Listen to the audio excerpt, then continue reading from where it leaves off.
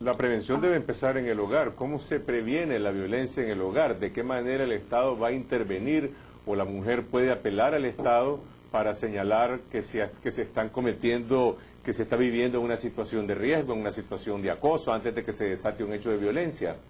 Bueno, nosotros establecemos en la ley una política estatal, ¿verdad?, de prevención, protección y tratamiento. Y en el tratamiento van también los victimarios, ¿verdad? Porque la ley nosotros no la estamos planteando como una ley contra los hombres, sino que una ley contra la violencia. Y los hombres que ejercen violencia normalmente han recibido violencia y están dentro del círculo de la violencia. Y por lo tanto también deben de recibir tratamiento. La prevención la estamos planteando desde la escuela, desde el colegio.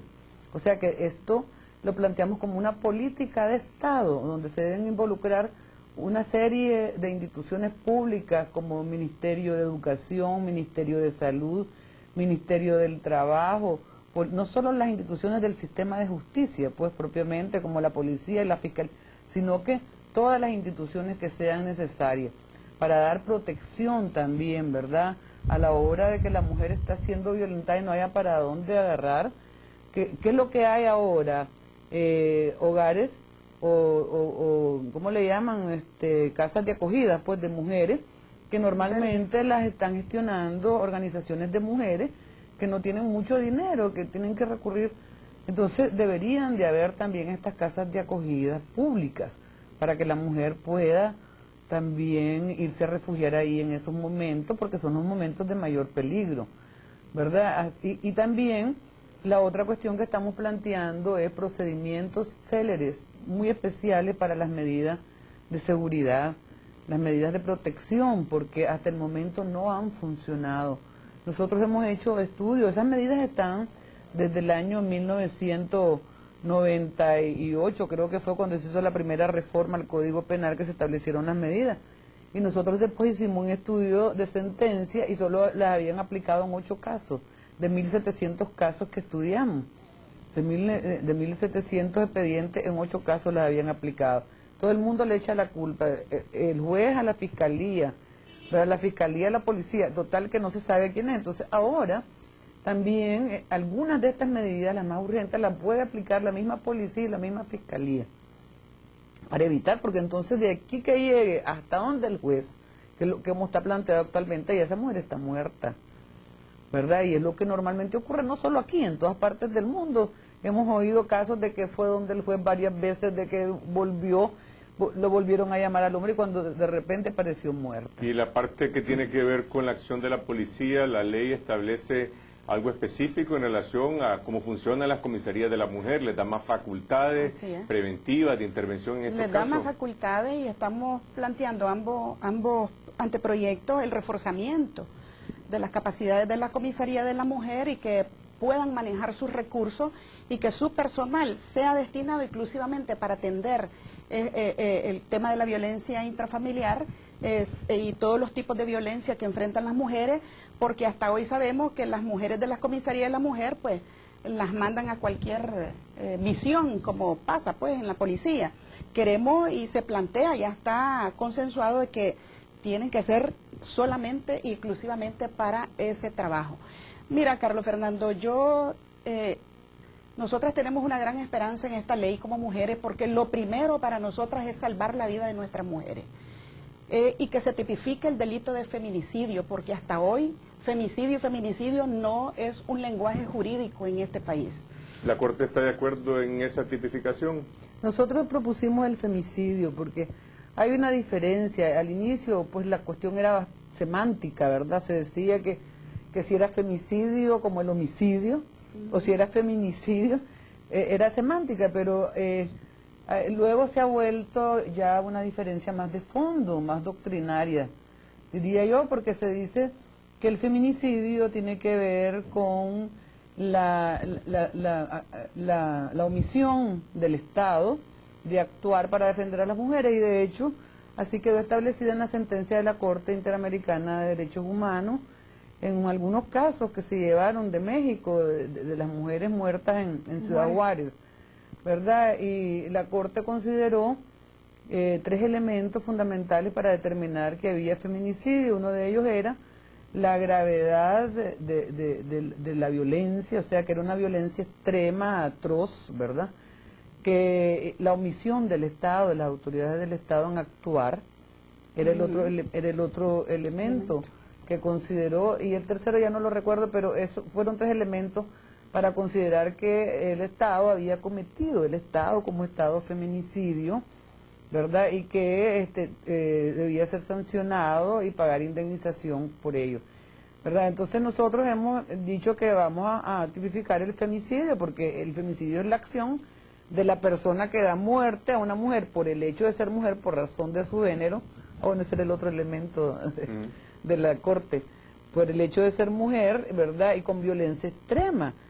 Pero nosotros estamos tipificando la violencia institucional, donde estamos responsabilizando a los funcionarios que omiten actuar diligentemente, más que al Estado en general, pues en abstracto. Ok, vamos a ir a una pausa. Cuando regresemos me gustaría, tal vez, si nos pueden ilustrar con casos concretos cómo cambiaría el entorno, digamos, de la vida cotidiana de mujeres que en este momento se sienten bajo acoso o que han sido víctimas de agresión. ¿Qué tipo de protección les dará esta ley que no tienen en este momento? Ya regresamos.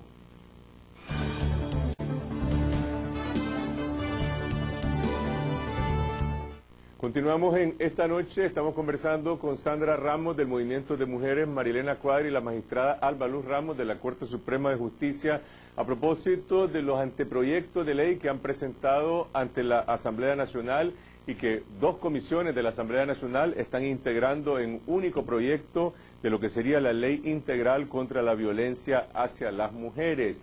Para gente que está viendo este programa y que dice yo he sido víctima de una agresión y se ha producido una reincidencia del agresor, o yo he tenido temor de denunciar lo que está pasando porque nadie me va a hacer caso, o porque no tengo ninguna seguridad que el día que esto lleve a un tribunal, el tribunal va a actuar con justicia. ¿Cómo cambiarían las cosas si se llegara a aprobar esta ley más o menos de acuerdo a la tendencia de las cosas principales que ustedes propusieron? ¿Qué seguridad le puede dar esta ley a las mujeres? Bueno, mira, desde el punto de vista de las mujeres, nosotras creemos que la ley es necesaria. Uno, en primer lugar, porque no hay un marco jurídico integral que sancione todas las expresiones de violencia contra las mujeres en Nicaragua. En segundo lugar, porque mandata a los funcionarios del Estado y a las instituciones del Estado a coordinarse para poder atender mejor a la mujer víctima de violencia. Mandata también la construcción de los albergues, mandata también la construcción del observatorio contra la violencia, pero además de eso, la parte que tiene que ver con la labor educativa, que también es muy importante para nosotras, tiene que ver también con la educación a los jueces y la constitución de los juzgados específicos y especiales para atender la violencia contra las mujeres. Se van a crear juzgados especiales específicos con gente bien preparada. Es ahí donde le hacemos nuestra recomendación a la querida magistrada Ramos, que la respetamos y la queremos mucho, de que en el movimiento amplio de mujeres de este país hay buenas abogadas, litigantes, brillantes, feministas, con visión de género y con un gran corazón y amor hacia el trabajo que realizan. Está la Juanita Jiménez, por un lado, hay varias mujeres que pueden ocupar esos cargos también.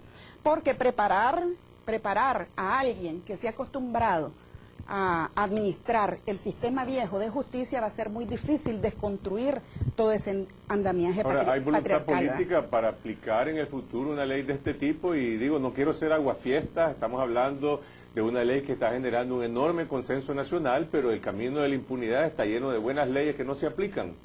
Bueno, sí, nosotros creemos que la ley, como te decía, primero fortalece a la comisaría. Eso es muy importante porque la comisaría hasta ahora depende del jefe de la estación, ¿verdad? Y eso la limita muchísimo en su trabajo, porque ese es el primer lugar donde la mujer va.